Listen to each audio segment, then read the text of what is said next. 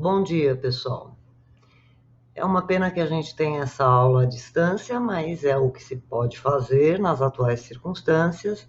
Eu queria trazer como epígrafe dessa aula à distância que a gente está fazendo, aquela citação literária que eu fiz numa mensagem que eu mandei para vocês há alguns dias atrás. Então eu vou ler essa citação para relembrar a todos. É de Lawrence, no Amante de Lady Chatterley. Ele começa o livro dizendo: já não há caminhos fáceis à nossa frente. Temos que contornar os obstáculos, pular por cima deles, e isso porque temos de viver, seja qual for a extensão do desastre havido. Essa pandemia foi um desastre no meio da nossa disciplina. Mesmo assim, vamos tentar fazer o melhor possível. Nos últimos dias, vocês leram e estudaram um certo livro para o qual tem uma próxima atividade prevista. Eu vou começar essa nossa conversa esclarecendo algumas dúvidas que me chegaram a respeito dessa atividade, né? Uma aluna escreveu através do Moodle perguntando se o mapa mental em formato slide, que é o que está previsto na atividade 3, né? Se ele pode conter opiniões pessoais do aluno ou apenas os conceitos apresentados no texto. Gente, o mapa mental é uma representação ali numa página das relações que vocês percebem entre diferentes conceitos, etc. Evidentemente, vocês podem colocar também opiniões pessoais. Eu vou deixar o link para aquele programa que eu mencionei na própria mensagem, no próprio estabelecimento da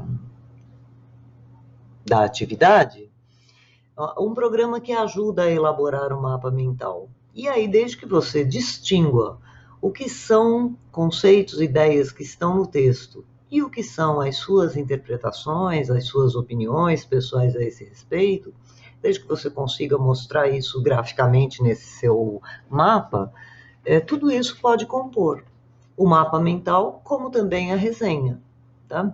A diferença aí é de forma de apresentação do trabalho de elaboração do aluno, né? Uma outra pergunta que me foi enviada também é se seria permitido fazer cada um dos temas propostos, são 7 temas, né? Em um formato diferente, do tipo fazer uma resenha. Eu pedi a elaboração de 3 temas, dos 7 sugeridos. Então a pergunta é se pode fazer a resenha sobre 2 e um mapa mental sobre o terceiro, ou vice-versa. Sim, vocês podem compor como achar melhor. Vocês precisam selecionar 3 dentre aqueles 7 temas, e para cada um desses 3 temas que o aluno selecionou, ele vai elaborar, seja a resenha, seja o mapa mental, tá? A ideia é que vocês tragam nesse trabalho muito pequeno, muito condensado, a apreensão que tiveram de 3 dentre esses 7 temas. Espero que isso esclareça. A atividade é simples. Se mais alguém ficou com dúvidas sobre a atividade, pode me mandar a questão ali no fórum da plataforma Moodle, e eu esclareço, tá? Mas é um trabalho bastante simples, né? E vejam lá a dica para esse programa, porque o mapa mental vocês podem fazer numa folha sulfite, escanear e anexar na plataforma. Ou podem usar um programa digital para a elaboração desse mapa mental. Tá? Existem muitos programas gratuitos disponíveis na internet que vocês podem recorrer a qualquer um deles, tá? Como ficar melhor para o aluno. O importante é que seja a resenha, seja o mapa mental, seja um trabalho condensado, curto. O mapa mental, por definição, ele vai ocupar uma página. A resenha também não pode passar disso, tá? Mas se o aluno prefere fazer um trabalho discursivo, discorrer sobre o tema, não tem problema, desde que faça isso dentro do limite que está estabelecido na atividade, tá bom?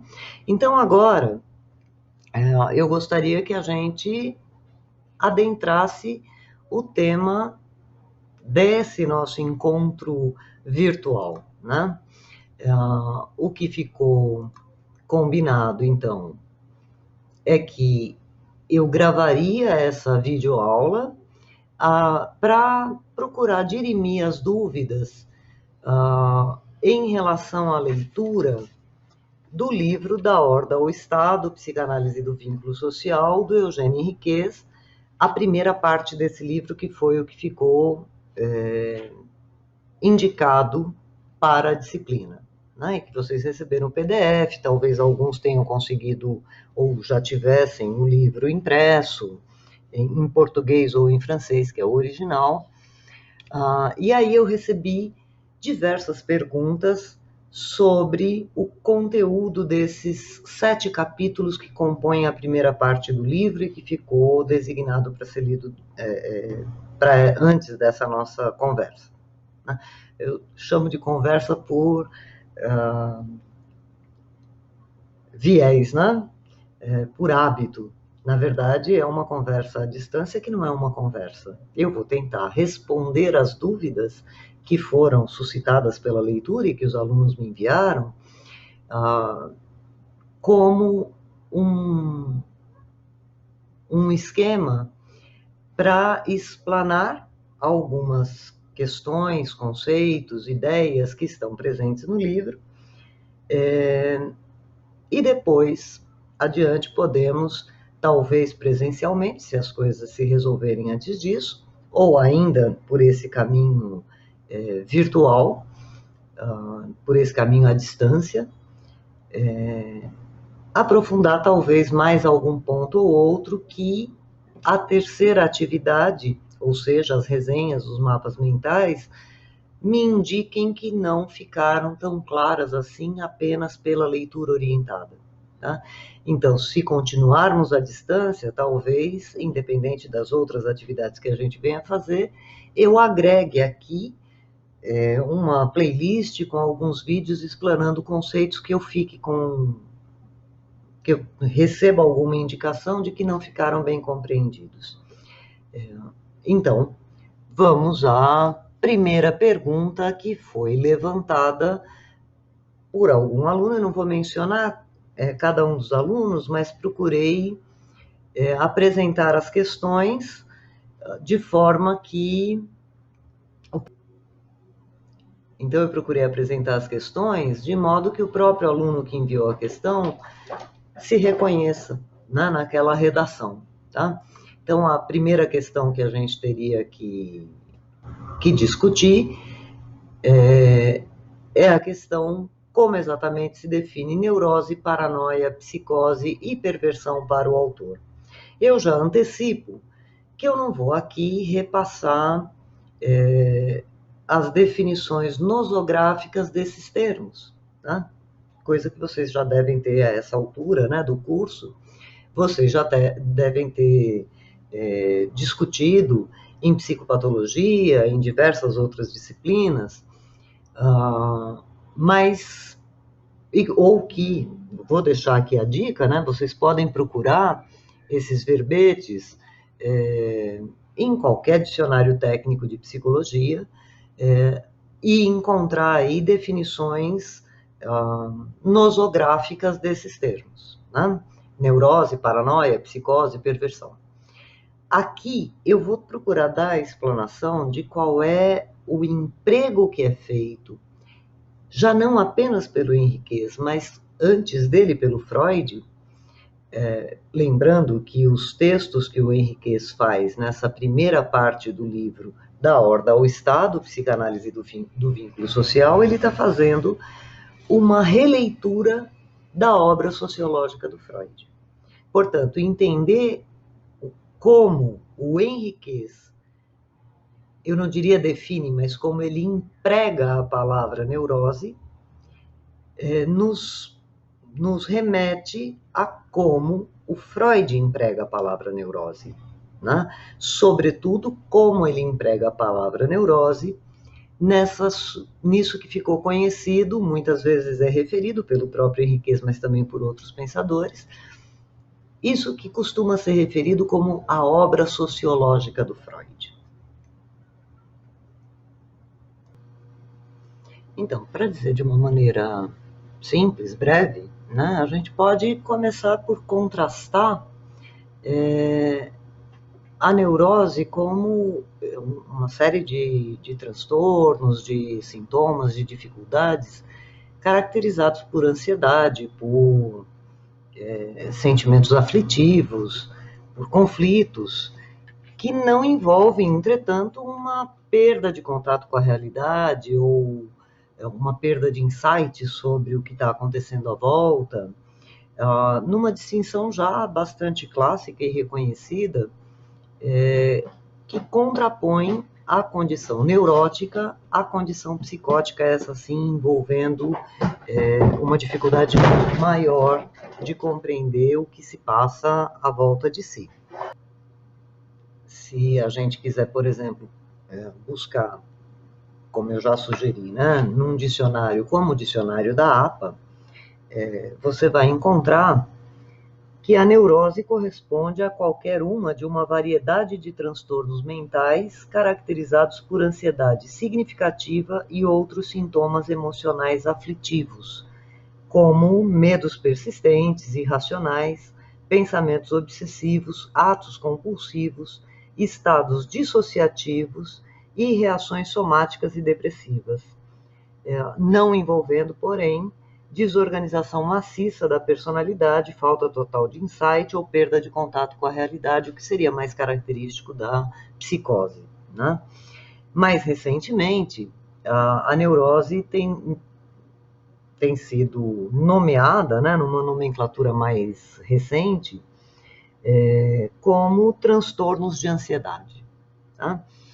Do ponto de vista freudiano, a distinção que se poderia fazer aí entre a neurose e a psicose a psicose estaria vinculada, teria uma etiologia vinculada a questões narcísicas bastante primitivas, pré-edipianas, enquanto que a neurose teria aí a sua origem, o seu fundamento no complexo edipiano e na sua resolução dentro da história de vida daquele sujeito. Tá?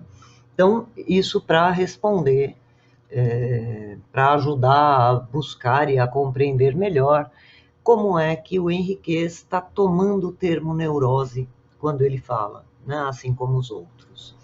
Tá? A segunda questão que eu gostaria de abordar, que também foi enviada por alunos, né? É o que quer dizer a onipotência do pensamento, que é um termo que está na obra freudiana e que o Henriquez retoma e discute nessa releitura. Então, o trecho que suscitou essa questão está na página 39, né, do livro do Henriquez, e eu vou ler rapidamente, só para a gente recuperar o que estava escrito ali, e aí tentar explanar um pouco o que isso vem a dizer, né? Então, na página 39, ali no primeiro parágrafo dessa página, a gente começa lendo assim: a onipotência do pensamento é a expressão de um paciente de Freud. Já adianto, é o homem-rato, vou falar mais disso daqui a pouco. Esse termo expressa a capacidade que as ideias, fortemente investidas afetivamente e intensamente representadas, ou seja, vividamente representada, para o sujeito, né, possuem, então, a capacidade que essas ideias, que estejam fortemente investidas afetivamente e intensamente representadas, possuem de transformar-se em fenômenos reais. Entretanto, diz o Henriquez, não se trata de qualquer ideia, mas daquela que visa a nossa relação com o outro, objetivando dominar seu comportamento e sua vida. Bom, então vamos tentar pensar mais concretamente o que quer dizer essa expressão onipotência do pensamento. Primeiro que é preciso dizer que assim, isso está no campo de um pensamento mágico que caracteriza as crianças. O próprio Freud, além do princípio do prazer, ele relatou o jogo de uma criança, o jogo do Fordá, que todo mundo já ouviu falar, né, da criança que está jogando com, brincando com uma expressão com um carretel de linha, com alguma coisa amarrada, em que ele joga o carretel e traz de volta o carretel puxando pela linha e pronuncia as palavras em alemão fordar, algo como sumiu, voltou, como ausente, presente, né, que é o que o Henriquez vai destacar, aquilo que eu penso sobre o outro, aquelas ideias vívidas que eu formo do outro, estão relacionadas com a presença ou ausência desse outro, o meu desejo de presença ou ausência. Pois bem, nesse jogo do fordar, a criança está jogando como se pronunciar a presença ou a ausência correspondesse à presença ou ausência real dessa pessoa, no caso a mãe, com quem ela está, com cuja imagem ela está jogando, com cuja imagem intrapsíquica ela está jogando. Tá? É nesse sentido que a expressão vale como uma onipotência, um tudo-poder do pensamento. Né? O que o homem-rato, segundo o relato do Freud, vai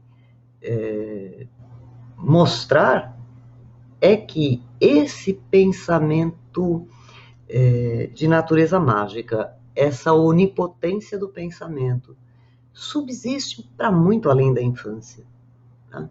Ou daquela primeira infância, mas subsiste no homem do rato. No homem-rato, ele vai declarar e vai nomear assim que essa onipotência do pensamento estava na base de muitas das dificuldades que ele vinha enfrentando ao longo da vida adulta, né? Da vida, digamos assim, cronologicamente adulta. Né? Mas é algo de uma infância muito primitiva, muito precoce, que perdura ao longo da vida. Tá?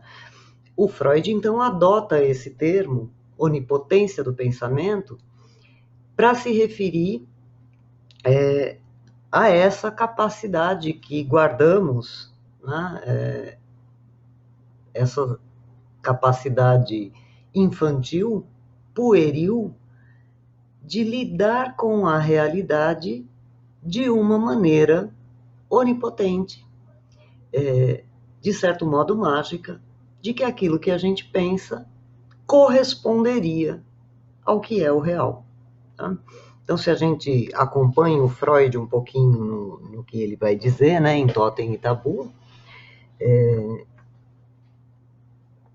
ele vai dizer assim: é nas neuroses obsessivas que a sobrevivência da onipotência dos pensamentos é mais claramente visível e que as consequências desse modo primitivo de pensar mais se aproximam da consciência. Mas não devemos nos iludir supondo que se trata de uma característica distintiva dessa neurose específica, porque a investigação analítica revela a mesma coisa também nas outras neuroses. Em todas elas, isso é importante, em todas elas, o que determina a formação dos sintomas é a realidade, não da experiência, mas do pensamento. Os neuróticos vivem num mundo à parte, onde somente a moeda neurótica é moeda corrente, isso é, eles são afetados apenas pelo que é pensado com intensidade e imaginado com emoção, ao passo que a concordância com a realidade externa não tem importância. Então, o que a gente pode entender dessa onipotência do pensamento? É um fenômeno, né, que retira a importância da realidade externa. Passa a valer como moeda corrente aquilo que o sujeito pensa com intensidade e imagina com emoção. Tá? E isso, como o Henrique está destacando ali no texto que foi lido por vocês,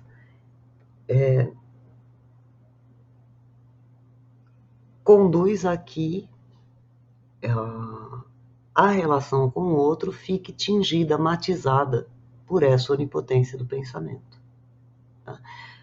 Diante de um outro que eu imagino, que eu desejo, que eu quero muito vividamente, a ausência dele, poderíamos dizer a morte dele, a presença real desse outro, o que esse outro diz ou faz, deixa de ter importância para minha elaboração do meu contato com ele, daquilo que eu percebo do que ele faz, etc, etc. Passa a ter muito maior importância os pensamentos que eu tenho sobre ele. Pensamentos, esses pensamentos intensos, matizados pela emoção, desejosos de presença pelo lado, vamos chamar assim, amoroso, ou de ausência, de destruição, de não existência desse outro. Tá? Então, espero que isso tenha deixado minimamente mais acessível a ideia do que é a onipotência do pensamento.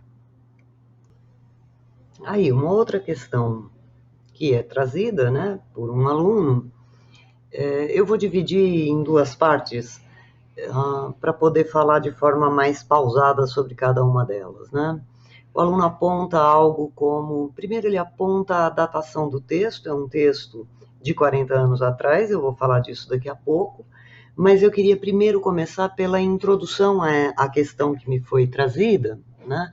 Em que o aluno começa por dizer que o texto carrega uma visão pessimista da natureza humana. Né? Bom, primeiro há que se enxergar, concordar, né, reconhecer que sim, o texto do Henriquez, sendo uma releitura da obra freudiana, da obra sociológica freudiana, como já foi dito,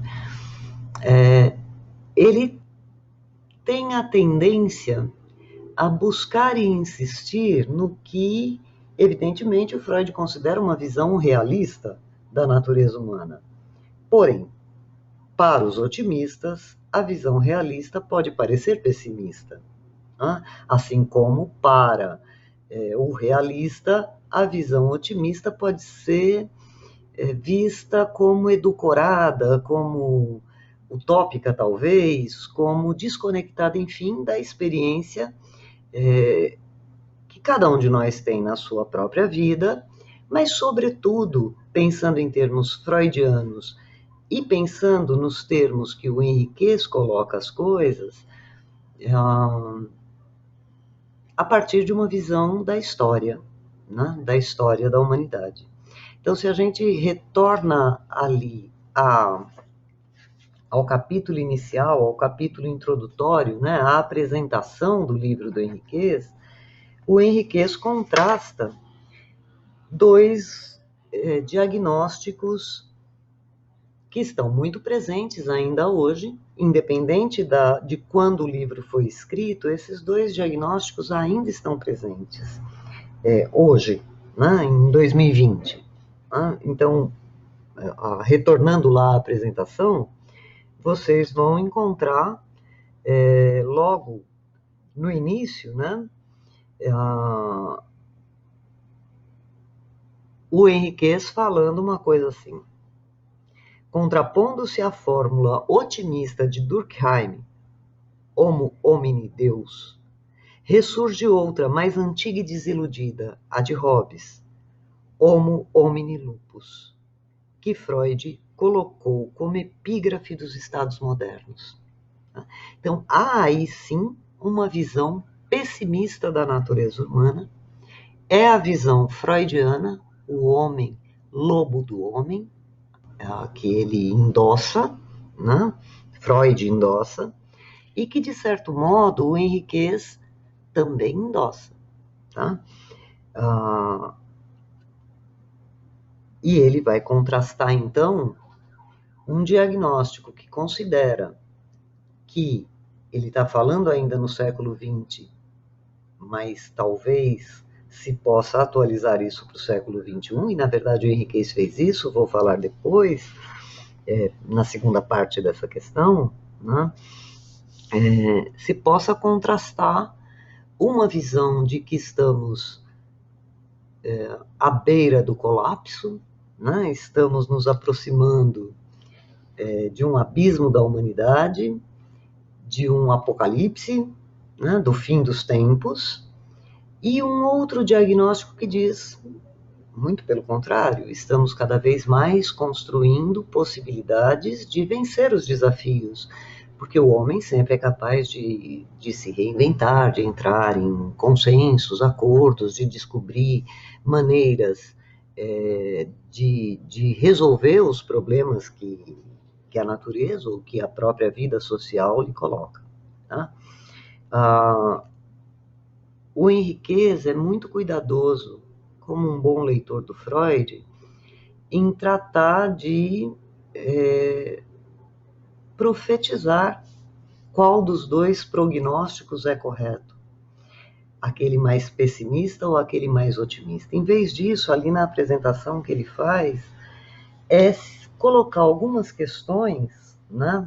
Entre elas, uma que eu acho que condensa as demais, né? Ele diz que as diversas interrogações que ele coloca, e que eu não vou ler para não se tornar muito longo, mas está lá na apresentação do livro, ele vai dizer o seguinte: essas diversas interrogações que ele coloca se articulam em torno de uma questão primordial, qual seja, e aí eu leio Henriquez, por que os homens, dizendo-se guiados pelo princípio do prazer e pelas pulsões de vida, dizendo-se como aspirando à paz, à liberdade e à expressão de sua individualidade, e dizendo-se conscientemente desejar a felicidade para todos, criam frequentemente sociedades alienantes que mais favorecem a agressão e a destruição do que a vida comunitária.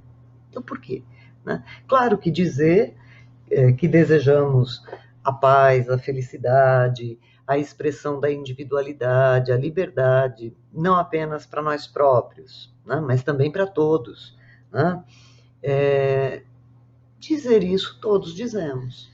Né? Dificilmente você vai encontrar alguém que vai dizer, seja uma pessoa comum, seja uma pessoa pública, uma personalidade evidenciada na sociedade, em cargos importantes, um gestor público, por exemplo, você vai ver alguém dizendo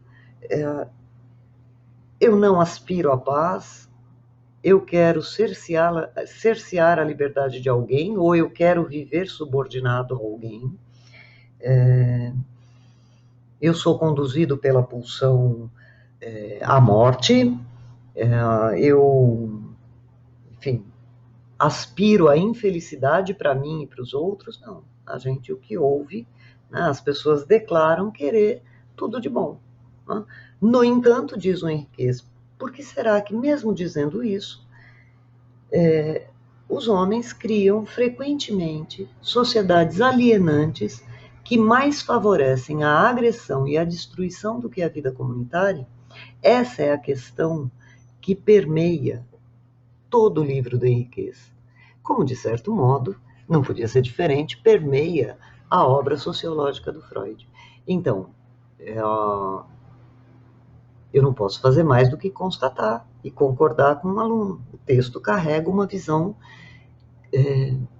pessimista da natureza humana. Não sei se pessimista, mas tenta buscar em evidências da realidade, sobretudo da realidade histórica, da realidade organizacional, que é o tema fundamental do Henriquez, né?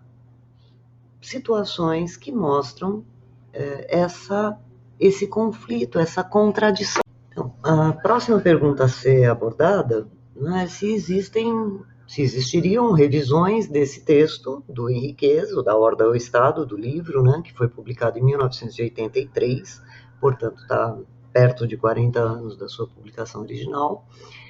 Se existiriam revisões desse texto, críticas e outros pontos de vista mais atuais sobre o assunto. Primeiro ponto a colocar é qual é o assunto do livro Da Ordem ao Estado, Psicanálise do Vínculo Social. O assunto deste livro é a tese central que o Henriquez desenvolve, não apenas ao longo da primeira parte, que é o que vocês leram, mas também ao longo da segunda parte, aliás, sobretudo ao longo da segunda parte, que, resumidamente, seria a seguinte ideia. Na primeira parte, a partir da releitura da obra freudiana, o Henriquez está retraçando um caminho desde o advento do social até a constituição da plena sociabilidade, né? Ele está retraçando esse caminho sob a luz da obra freudiana. Tá? No capítulo 7, que vocês também leram, ele vai apontar a culminação destas elaborações da história humana, culminando com o advento, com a construção e a solidificação e o funcionamento pleno do Estado. A segunda parte do livro, que se chama precisamente, né, o vínculo social, dominação e poder, o que o Henriquez está investigando é o risco, o perigo de que tenhamos caminhado enquanto humanos da horda até a condição do Estado e que possamos retroceder a uma condição de horda, tá? Retroceder a um funcionamento anterior ao social, tá? Um funcionamento bárbaro, que recairia no que o Henriquez vai definir como barbárie. Tá? Se existem revisões desse texto, bom, primeiro que esse texto foi retomado inúmeras vezes pelo próprio Henriquez, à medida em que foi concedendo entrevistas, comentários a respeito desse livro, que é um livro importante, considerado bastante seminal para se pensar as relações sociais no mundo contemporâneo. Tá? Eu vou mencionar para vocês uma entrevista feita pela Maria Esther de Freitas, uma professora da Fundação Getúlio Vargas e da Escola de Administração de Empresas, que foi realizada em 2009 por ocasião de uma visita que o Eugênio Henriquez fez à Universidade Federal de Minas Gerais. Essa entrevista está reproduzida na internet, está postada em diversos sites, né? Nesta ocasião, foi perguntado para o Henriquez como ele atualizaria o primeiro livro dele traduzido para o Brasil, que é este, o Da Horda ao Estado. E o Henriquez responde assim: no fim desse livro, e não foram muitas pessoas que perceberam, eu dizia que temia que depois que tivéssemos passado da horda ao Estado, passássemos do Estado à horda. E eu tenho a impressão de que nós estamos muito mais nesse campo. Quer dizer, estamos vivendo fenômenos nos quais se tenta fazer desaparecer o Estado-nação com a ideia de mundialização, de comércios internacionais e ligações planetárias. Eu não vou reproduzir aqui, evidentemente, toda a resposta do Henriquez, tá? A essa questão de atualizar o que está dito em Da Horda ao Estado, que vocês acabaram de ler uma parte desse livro. Mas vocês podem buscar essa entrevista e tantos outros depoimentos, análises feitas pelo Henriquez de lá até agora, né, nesses quase 40 anos.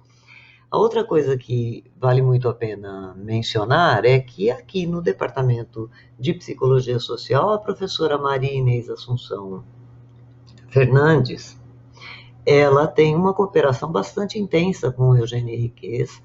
Aliás, há uns 2 anos atrás, não me lembro ao certo, ele esteve aqui assim como em 2014 a professora Maria Inês promoveu a publicação da tradução de um outro livro dele, né, que vocês vão localizar aí também através da internet. Tá? Se existem outros pontos de vista mais atuais sobre o assunto, essa é uma questão que a gente precisa relativizar. Quer dizer, existem pontos de vista hoje discutindo os desafios que o Estado tem tido, os riscos a que a organização social contemporânea está exposta, inclusive a esse risco de um retorno a um funcionamento de horda, a esse flerte com o funcionamento de horda que as sociedades contemporâneas vivenciam. Sim, a gente vai encontrar pontos de vista que eu não diria que são mais atuais sobre o assunto, porque a maior parte deles vão beber em fontes semelhantes às que foram consultadas, por exemplo, nesse livro. Né? Então, se eu pegar Antônio Negri, Etienne Balibar, Jordi Castilla, o próprio Bauman, que é bastante conhecido, muitos dos pensadores que se debruçam sobre o ordenamento social, sobre o papel que o Estado tem desempenhado na intermediação das relações sociais e sobre o risco de um funcionamento que, desde um regramento dado, né, a partir do advento propriamente de relações não baseadas na violência e na força. De um retorno a isso, à violência e à força, à dominação violenta, ao desfazimento dos parâmetros sociais que no mundo civilizado regem as relações, bom, eu não sei se são pontos de vista que possam contrastar com aquele que está no livro. Né? Agora, tem autores atuais pensando sobre isso, lembrando que o próprio Eugênio Henriquez é um autor atual, no sentido de que ele continua escrevendo, produzindo e discutindo e reelaborando e elaborando ideias que ele começou a desenvolver muito antes, das quais este livro é um marco ali em 1983. Vamos passar para a próxima pergunta agora. Para começar a abordar, né, a questão enviada também por um aluno, o que o autor quis dizer ao afirmar que a obra civilizatória é neurótica, eu vou partir de ler um trechinho muito curto, breve, que está ali na página 36 ainda do livro do Henriquez, né? Na página 36, quase no início do parágrafo, na quinta linha, ele diz assim, quarta linha, ele diz assim, a civilização nasce com e pela repressão. Não pode existir corpo social, instituições, organizações, sem a instauração de um sistema de repressão coletivo.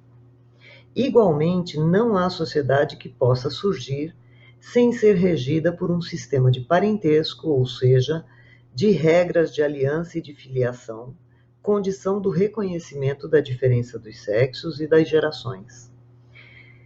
Se não, ou seja, sem esses elementos, né, um sistema de repressão coletivo e um sistema de parentesco e de alianças e filiação, sem isso, ela só funcionaria sob o reino de fantasias do caos primordial, da indiferenciação e da permissividade total.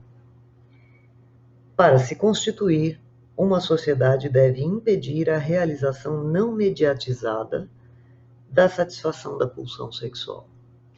Essa é uma tese que a gente encontra no Freud, que é o que o Henriquez está aqui recuperando, né? de que a civilização, a organização social, a vida não regida pela força,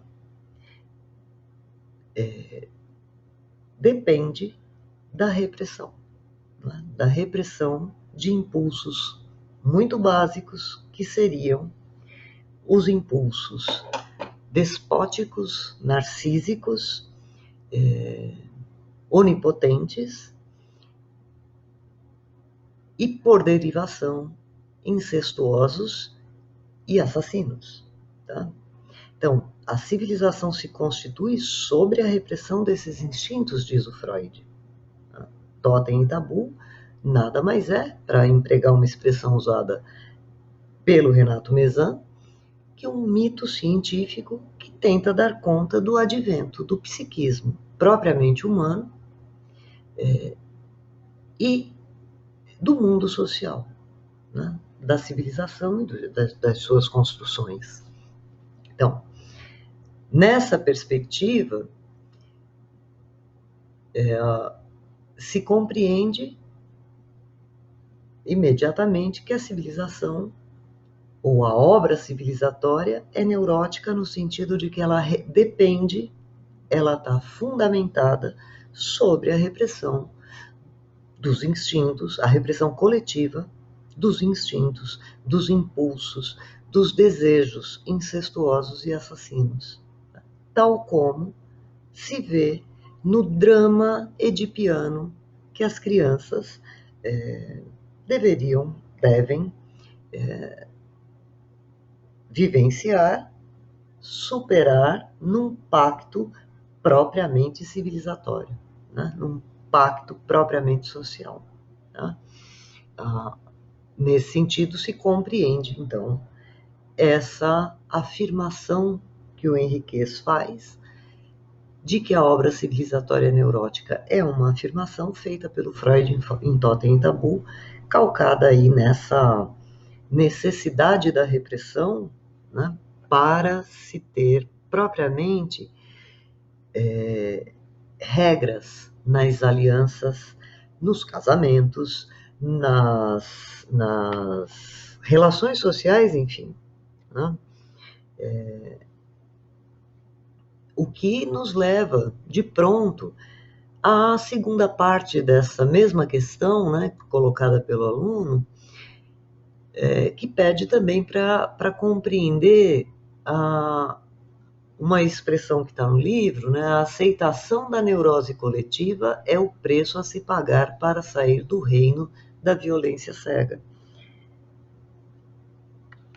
Para pegar, sei lá, o Bauman, um desses autores mais, muito recentemente estava falando sobre isso, né?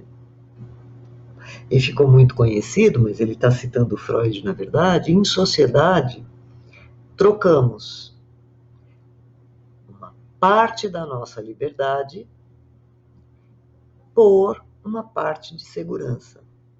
Isso é o que o Freud vai nos dizer, e ainda hoje é difícil algum autor, eu não conheço, na verdade, algum autor que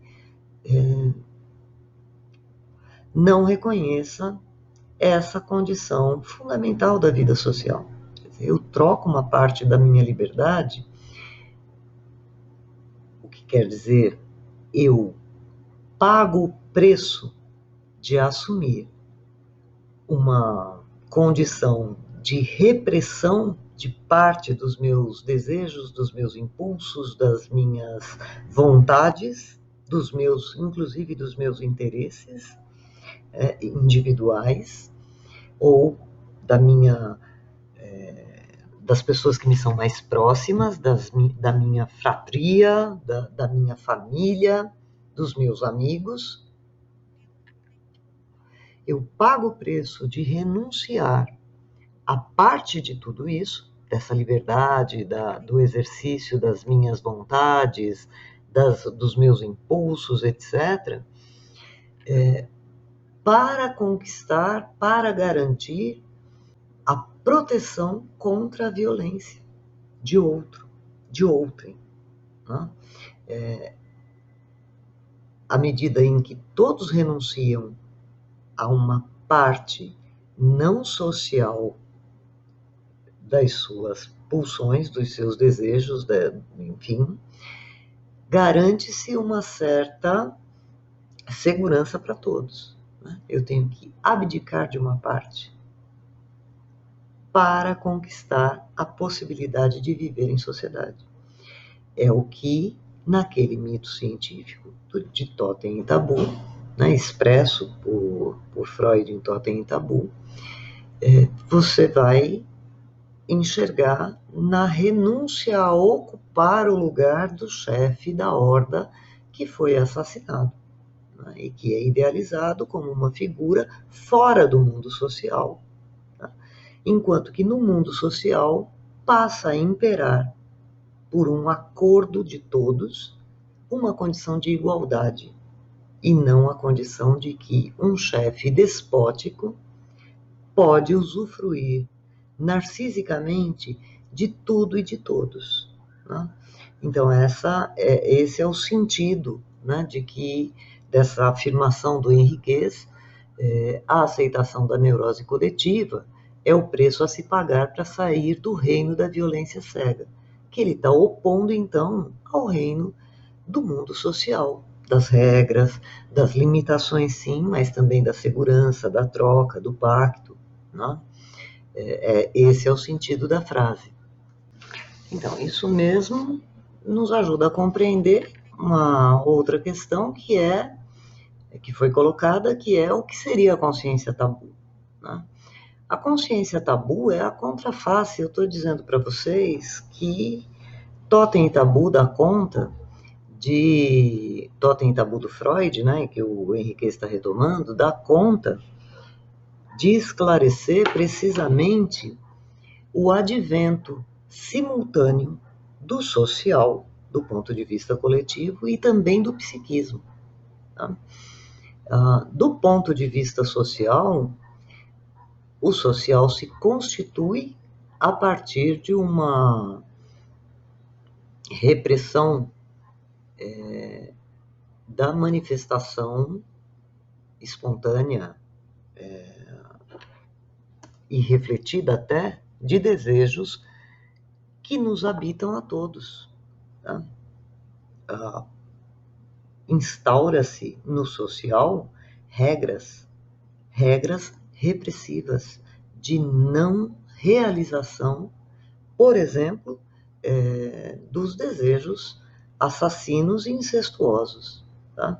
E se constitui socialmente como obra cultural, cerimoniais que vão reforçar esta decisão primeva, digamos assim, essa instauração. Tá? É o banquete totêmico, que o Freud vai abordar, inclusive, em obras de civilizações bastante avançadas. Enfim, a obra civilizacional, a obra cultural, vai reiterar, recolocar em pauta ritualmente esse advento do mundo social, né, que se fez intermediado aí, fundamentado sobre a repressão de desejos que, por definição, chamaríamos de antissociais ou associais. Tá? A reemergência dele é antissocial. A condição primitiva seria associal. Muito bem. Só que isso tem uma contraface no psiquismo de cada um. O mundo social não se sustenta apenas nos rituais e nas regras externas ao indivíduo. Há o advento também, que é onde a gente pode aproximar da resolução edípica, ou edipiana. Há a instauração também de regras internas, né?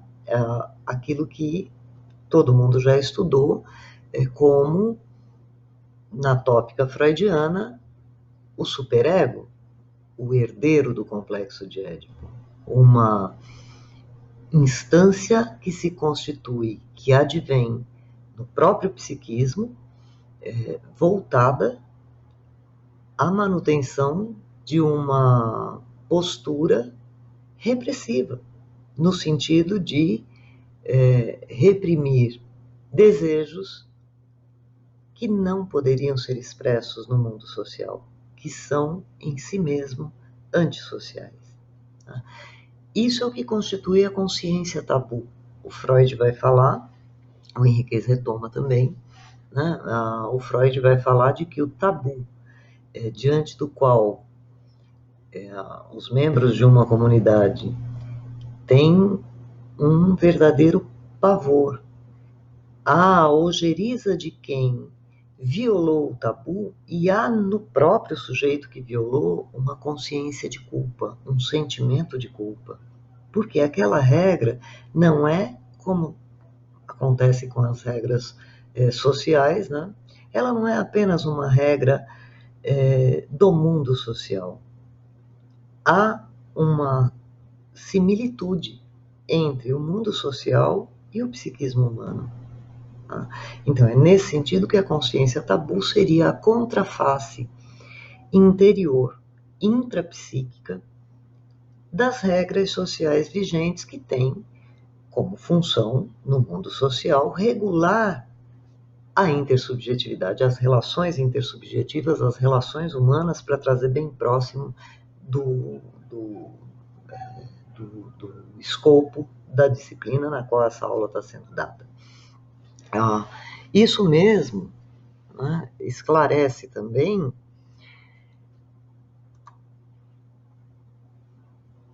a segunda parte dessa mesma questão que foi enviada, né? Nessa segunda parte da questão, se pergunta como a rejeição se acha inteiramente segura de si própria. Ou seja, a rejeição ao tabu, ela não precisa mais se fundamentar sobre nada além da rejeição que já está internalizada, né, que é constitutiva do ser humano como tal, né, do ser humano plenamente formado, com uma consciência daquilo que corresponde ou não ao ideal a que ele quer, a que ele está aderido, né, dentro do qual ele está constituído como ser humano. Então, a rejeição ao tabu, que é disso que se trata, né, como a rejeição se acha inteiramente segura de si própria, a rejeição que sentimos a violar um tabu, ela é inteiramente segura de si própria. Tá? Segura no sujeito. Tá? O sujeito psíquico contém em si essa rejeição. Ele adveio a partir dessa rejeição. Tá? Para dar um exemplo muito banal, que deixe isso muito claro, é assim: se eu estou socializada numa cultura, por exemplo, que recusa comer determinados alimentos, a minha rejeição a isso, conquanto ela seja partilhada com todos os meus pares, os meus sócios culturais, essa rejeição parte de mim mesma. Tá? Isso, aliás, é a contraface de eu ter sido socializada num certo campo sócio-histórico. Né? Espero que isso deixe claro essa questão. Tá? E ilustre também claramente a questão de que o mito científico expresso em Totem e Tabu, ele visa dar conta ao mesmo tempo do advento do social e do advento do mundo psíquico, tá? Ou do psiquismo propriamente humano. Então, quanto à sexta questão que foi enviada, né, ou seja, qual é a conexão entre a onipotência de pensamento e o narcisismo, primeiro que ela pode já ter sido, de algum modo, respondida quando atrás eu falei sobre a onipotência de pensamento. Mas talvez valha a pena agregar um elemento aí em relação ao narcisismo como essa forma de relação em que há um interesse voltado inteiramente ao si mesmo, né? Em que toda a energia daquele indivíduo, toda a libido, está dirigida para o próprio indivíduo, né? Aí a gente lembra um pouco da expressão usada pelo Freud. Na onipotência do pensamento, a moeda corrente tem a ver com uma forma de pensar que coloca unicamente em pauta, só vale aquilo que o próprio indivíduo tem como suas próprias pulsões, seus impulsos, seus desejos, suas vontades. A conexão, então, é evidente. Só neste regime em que só vale aquilo que diz respeito ao próprio indivíduo, só isso interessa,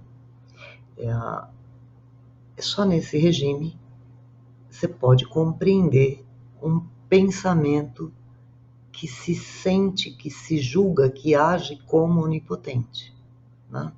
Em que, magicamente, aquilo que o sujeito pensa se sobrepõe ao que ele percebe no mundo exterior, tá? Na verdade, vamos dizer, não sei nem se chega a perceber, né? Porque, na verdade, todo o mundo exterior está revestido, está encoberto por esse interesse em si, né? Por esse amor a si, por esse apego às próprias representações, à própria imaginação, ao próprio pensamento, correspondendo assim a um desligamento do real. Tá? Então é nesse sentido que a onipotência do pensamento e o narcisismo têm uma relação que é intrínseca, que é inerente. Tá? A onipotência de pensamento é algo que vige numa condição narcísica. Né? Então, a pergunta, né, que foi enviada, a hipótese do autor é que o acesso à linguagem depende do assassinato original, precisa de algum modo ser recolocada em outros termos. O assassinato original é a hipótese explicativa que o Freud coloca como fundamento de toda a teoria que ele constrói em Totem e Tabu para o advento do social e do psiquismo. Tá? Ele, na verdade, já havia encontrado a questão do incesto e do parricídio como um fundamento teórico, como uma hipótese teórica a explicar parte importante do desenvolvimento, o estabelecimento de instâncias psíquicas importantes, como o superego. Mas em Totem e Tabu, ele vai lançar mão deste conhecimento obtido clinicamente no estudo, na dedicação à compreensão da vida, da biografia, do nível ôntico das pessoas, né, dos seus pacientes. Ele vai aplicar esse conhecimento extrapolando para tentar compreender o mundo social. Tá? Então, o assassinato original é a hipótese central de toda essa teorização a respeito do advento do social. Tá? Inclusive, claro, do acesso à linguagem, que é uma parte fundamental da nossa vida social. Tá? Nesse sentido, é interessante pensar assim, antes deste assassinato original, não havia propriamente uma possibilidade simbólica colocada. Tá? As relações entre os indivíduos se davam, essa é o mito, né, construído claro, um mito científico embasado também na paleoantropologia, em diversos estudos que o Freud estava tendo acesso naquele momento, que hoje estão muito mais avançados, mas em essência a gente pode supor, dentro de uma perspectiva evolutiva, um momento em que o humano ainda não é humano, tá? Ainda não se caracteriza pelas construções culturais que estão presentes em todas as sociedades humanas, a linguagem, por exemplo. Né? Não se tem notícia de uma sociedade humana que não tenha linguagem. Né?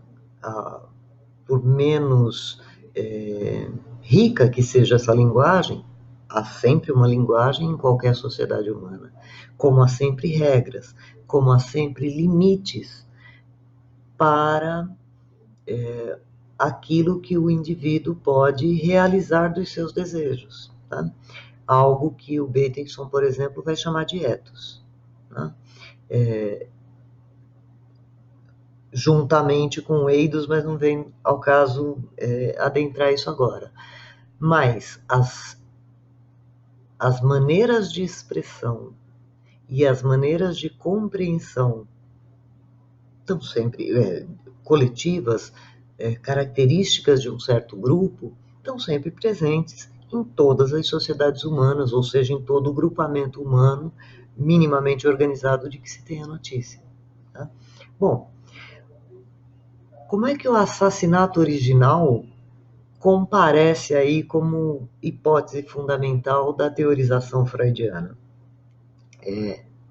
Comparece como uma última, digamos assim, né, em termos de linha do tempo, evolutiva, qualquer coisa dessa natureza, como uma última ação não simbolizada no mundo real. Ao ser simbolizada, seja na imaginação simbólica que cria um totem, seja no estabelecimento de regras, já não calcadas na força bruta, mas calcada no pactuamento entre todos os participantes, da recusa, da repressão a qualquer impulso hostil e também incestuoso. Quando isso é simbolizado, você tem acesso a um regime calcado, sim, nas regras, também na linguagem, há uma possibilidade de simbolizar o mundo intersubjetivo, tá? E não de pautar esse mundo na força bruta, tá? O que é propriamente o sentido de dizer que estamos tratando do advento do social. Tá? Saímos de uma condição animal, de força bruta, sem regras, para uma condição em que regras são postas, uma igualdade entre todos os participantes é posta, uma igualdade na repressão, na renúncia aos próprios, à parte dos próprios desejos, sim, né? Mas é isto que vai garantir uma convivência e uma segurança de todos acima da condição da força bruta. Tá? Falta acrescentar um ponto que é justamente visível a qualquer momento, que é esta linguagem capaz de regrar as relações, que é sucedânea da força bruta, né, do assassinato real, original, que está posto pelo Freud ali no fundamento de tudo, essa linguagem que enuncia símbolos, regras, proibições, possibilidades, ela é detentora de um poder que é de outra natureza do poder da força, mas é ainda um poder. é o que o Henriquez vai destacar, sobretudo, no capítulo 7. Né? Eu não recebi perguntas a respeito do capítulo 7, mas eu gostaria de concluir a resposta a essa pergunta lendo a abertura do capítulo 7. Né? O Henriquez faz aqui um apanhado do que ele veio trazendo nos capítulos anteriores. Ele diz assim: nos textos que examinamos, ou seja, nesse compilado de textos freudianos tratando do mundo social, que foram relidos, né, pelo Henriquez nos capítulos iniciais, então ele vai dizer aqui, nos textos que examinamos, o problema central é sempre a natureza, a origem e o destino do vínculo social. Assistimos ao nascimento hesitante deste vínculo no começo dos tempos, quando reinava o arbítrio do chefe da horda. Esse arbítrio despótico, violento, narcísico, no sentido de que o chefe da horda só se preocupava com si mesmo. Tá? Não levava em conta nenhum outro membro da horda. Né? Então, assistimos ao nascimento hesitante deste vínculo, o vínculo social, no começo dos tempos, quando reinava o arbítrio do chefe da horda. E corremos o risco de assistir à sua degeneração e sua morte com o desenvolvimento da civilização moderna, cuja expressão última e mais elevada é a guerra total e o retorno ao barbarismo. Tá? Então, o que caracteriza a civilização moderna? Ou pelo menos o que se esperaria que caracteriza a nossa civilização? A renúncia à expressão violenta dos nossos desejos, a imposição despótica do nosso próprio desejo sobre os outros, o domínio dos outros a partir dos nossos desejos, que modernamente já não poderia ser feita, né? No mundo social não poderia ser feita pela força bruta, mas deveria transitar a partir da linguagem, do diálogo, das regras estabelecidas, da positivação dessas regras no direito, por exemplo. Né? Aqui, nessa curta passagem, o Henriquez alerta, né, para o fato, digo eu, como disse o Henriquez, e mais alguns que têm um prognóstico não muito otimista ou positivo, né, dos tempos atuais,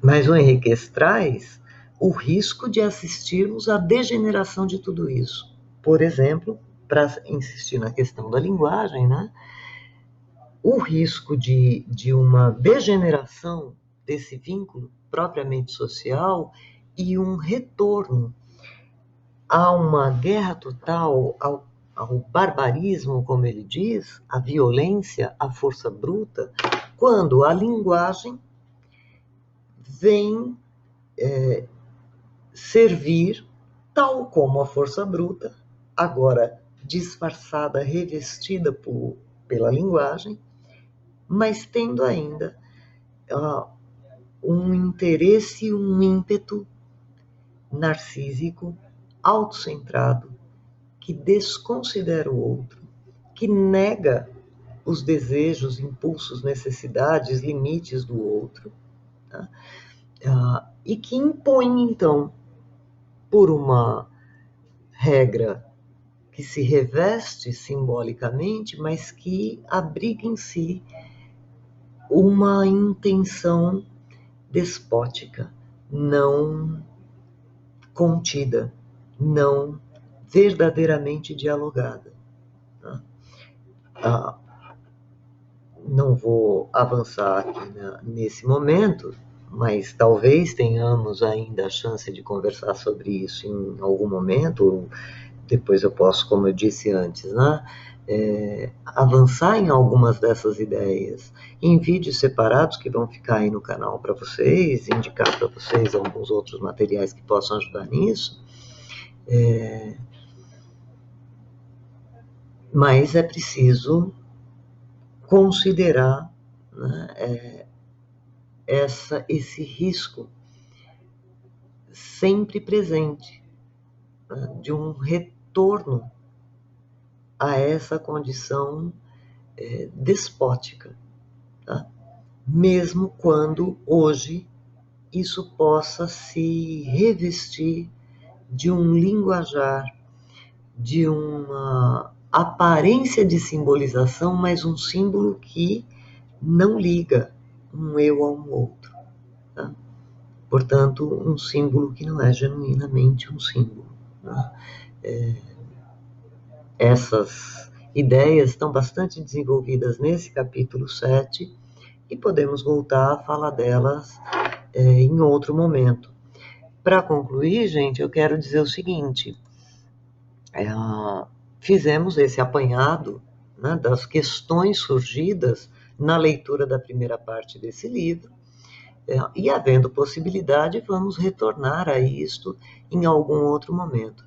Não deixem de fazer esse esforço de elaborar, seja um mapa mental, seja uma resenha sucinta, de pelo menos 3 temas vinculados aí ao texto que vocês leram, para que a gente possa, sim, até identificar conceitos que possam ser melhor trabalhados, melhor explanados, e tentar suprir essa distância que precisamos manter nesse momento.